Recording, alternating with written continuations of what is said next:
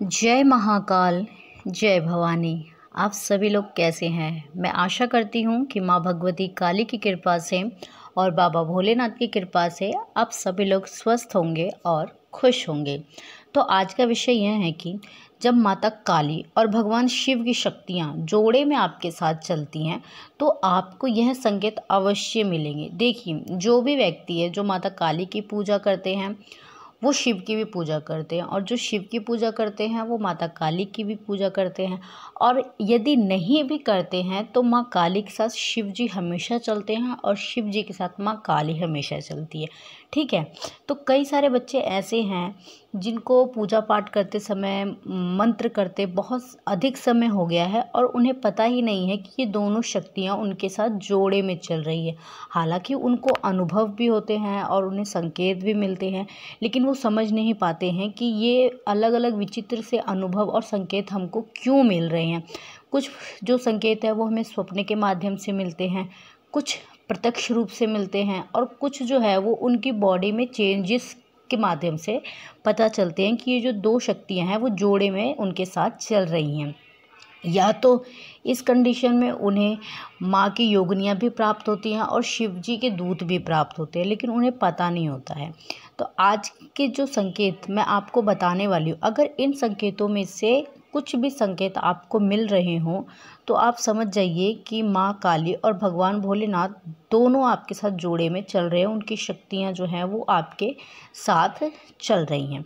तो देखिए, जो सबसे पहले संकेत आपको मिलेगा, ये जो संकेत है वो आपको स्वप्न के माध्यम से मिलेगा। बहुत सारे व्यक्तियों को मिल भी रहा होगा कि उनको स्वप्न में बार बार शमशान घाट या जलती हुई चिताएं दिखाई देती हैं, या सुनसान शांति भरा जो है जगह उन्हें स्वप्न के माध्यम से दिखाई देते, खंडर उनको स्वप्न के माध्यम से दिखाई देते हैं। तो देखिए, खंडर दिखाई देते हैं तो व्यक्ति इतना नहीं डरता है, लेकिन अगर स्वप्न में बार बार शमशान घाट दिखाई देता है या फिर जलती हुई चिताएं दिखाई देते हैं तो व्यक्ति जो है, जो बच्चे हैं, वो अक्सर डर जाते हैं कि हमको इतने गंदे अनुभव क्यों हो रहे हैं। वो इस चीज़ को गंदा समझ लेते हैं, गलत समझ लेते हैं, लेकिन उन्हें नहीं पता है कि ये एक सुखद अनुभव है। क्यों? क्योंकि माता काली जो है और भगवान शिव जो है वो शमशान में निवास करते हैं। ठीक है, शमशानी हैं भगवान शिव और माता काली। शव के आसन पे माता काली बैठती हैं क्योंकि यहाँ पे उनको शांति प्राप्त हुई थी। तो जब माँ काली की कृपा और भगवान शिव की कृपा जोड़े में आपके साथ होगी तो आपको शमशान घाट 100% दिखाई देगा। यह पहला संकेत है। दूसरा संकेत है, आपको उनके जो हैं शस्त्र दिखाई देंगे। क्या? त्रिशूल। त्रिशूल एक ऐसा शस्त्र है जो भगवान शिव के साथ भी है और माता काली के भी साथ भी है, दोनों को रिप्रेजेंट करता है त्रिशूल। तो स्वप्न में आपको बार बार त्रिशूल दिखाई देगा। तो यह भी एक बेहद शुभ संकेत है। यही दर्शाता है कि माँ काली और भगवान शिव आपके साथ जोड़े में चल रहे हैं। माँ की शक्तियाँ जो है, उनकी ऊर्जा जो है, एनर्जी जो है, वो जोड़े में आपके साथ है। तीसरा जो संकेत आपको दिखाई देगा वह ये होगा कि स्वप्न के माध्यम से आपको एक अद्भुत अद्भुत कन्या बार बार दिखेगी, जो इसने 16 श्रृंगार कर रखे हैं, जिसके फेस पे एक अलग ही चमक है, अलग ही ग्लो है। ऐसी कन्या आपको दिखाई देगी जो आपके साथ खेल रही है, आपके घर में आ रही है, या आपको कोई लड़का भी दिखाई दे सकता है, छोटा सा अद्भुत, जिसके रूप रंग एकदम अलग ही होंगे।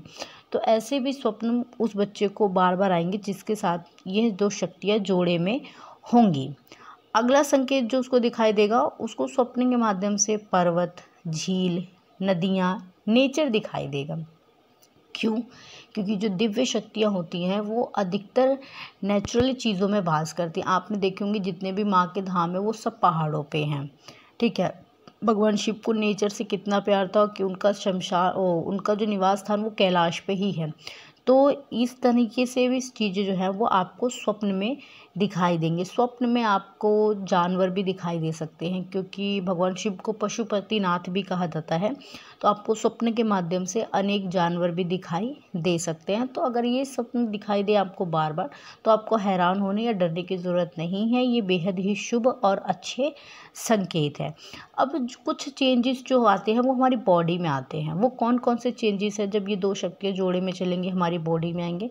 सबसे पहले जो होगा आपके थर्ड आइज़ पे, खिंचाव महसूस होगा, आपकी थर्ड आइज़ पे जो है वो दर्द होना शुरू हो जाएगा। जब भी आप मंत्र जाप करेंगे, पूजा पाठ करेंगे, हवन साधना करेंगे, या जब भी आप अपने पूजा स्थल पे आसन लगा के ध्यान के माध्यम में भी बैठेंगे, तो भी आपके थर्ड आइज़ पे खिंचाव, हल्का हल्का दर्द महसूस शुरू हो जाएगा।